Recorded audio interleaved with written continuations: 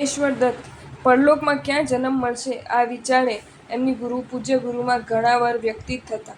પોતાનું નિર્મળ જીવન હોવા છતાં તેઓશ્રીને પરલોકના ડર સતત હતો.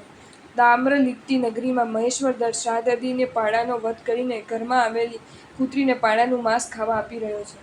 આ દ્રશ્ય પૂજ્ય જ્ઞાની મુનિરાજની દ્રષ્ટિપથમાં આવતા સંસારની અસરતા બદલ મોઢા પર જરાક સ્મિત રેલાયું. સદા ઉદાસીન ભાવમાં મગ્ન મુનિરાજના સ્મિતનું કારણ પૂછવા માટે મહેશ્વર દત્તે જીદ કરી.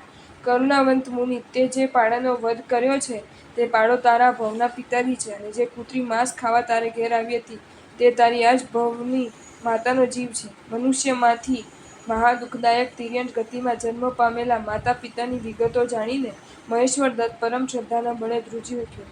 મહેશ્વર દત્તે દીક્ષા સ્વીકારીને આત્મકલ્યાણ કર્યું. જો તમને આ વિડીયો ગમ્યો હોય તો આ વિડીયોને લાઇક કરો અને શેર કરો, અને આવા જ નવા વિડીયો જોવા માટે જૈન ફેક્ટ્સ એન્ડ સ્ટોરીઝની ચેનલને સબસ્ક્રાઇબ કરો. ધન્યવાદ.